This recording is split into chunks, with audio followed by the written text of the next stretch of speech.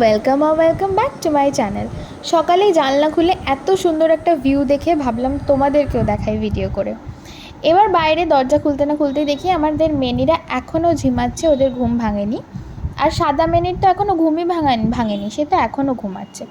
তো যাই হোক, ব্রাশ ট্রাশ করে নিলাম। মা সকালের জল খাওয়ার দিয়ে দিল, রুটি ঘুগনি আর তাল জাল দিয়েছিল নারকেল কুচো দিয়ে।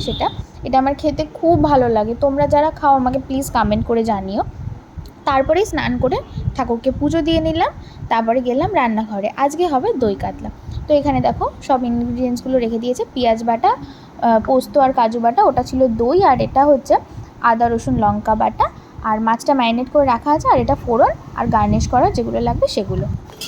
তো প্রথমেই কড়াইটা সুন্দর করে গরম করে তেল দিয়ে নিলাম। তারপরে মাছগুলো দিয়ে নিচ্ছি।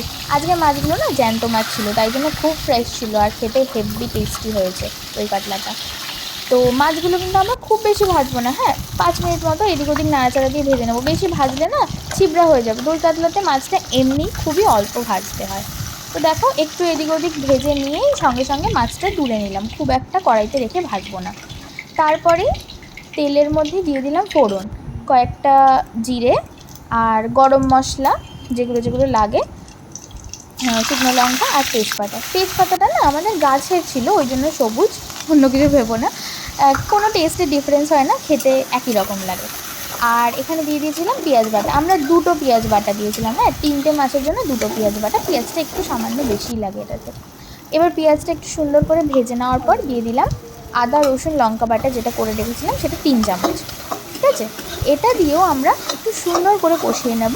দিয়ে তারপরে দিয়ে দেবো পরিমাণ মতো নুন, আর এখানে ধনের গুঁড়ো আর জিরের গুঁড়ো দিয়ে এটাকেও একটু সামান্য ভাজা ভাজা করে নিয়ে দিয়ে দিলাম কাজু আর পোস্ত বাটাটা। দিয়ে এটাকে আমরা ভালো করে কষিয়ে নেব। দিয়ে যতক্ষণ অবধি না তেল ছাড়বে, হ্যাঁ, ভালো করে কষিয়ে নেব। তারপরে দিয়ে দেবো দইটা, দিয়েও সামান্য একটু জল দেব। দিয়ে এটাকেও আমরা ভালো করে কষিয়ে নেব। এই রান্নাটার না এটাই স্পেশালিটি, একটা একটা করে মশলা দিয়ে ভালো করে কষিয়ে রান্না করতে হবে।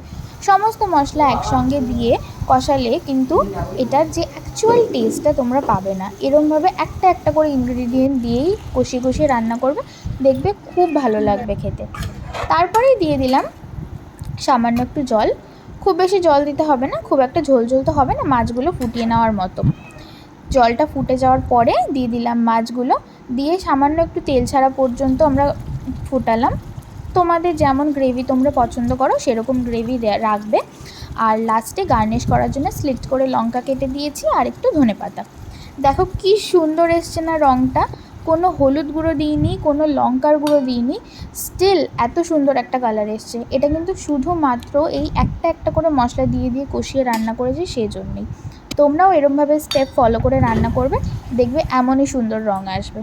তো লাস্টে তোমরা যদি চাও কয়েক দানা চিনি দিতে পারো। আমরা যেহেতু প্রথমেই পেঁয়াজ বাটা দিয়েছিলাম না, তো তার জন্য একটু মিষ্টি মিষ্টি ছিল জিনিসটা, ওই জন্য আর আমরা চিনি দিইনি, কারণ আমরা খুব একটা মিষ্টি তরকারি পছন্দ করি না।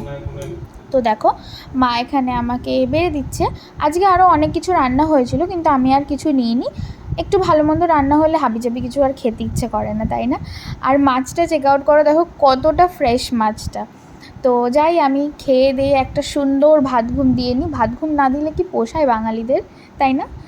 আর তোমরা যারা এই ডিশটা রান্না করবে আমাকে প্লিজ কমেন্ট করে জানাবে তোমাদের কেমন লাগলো। তো চলো, টাটা।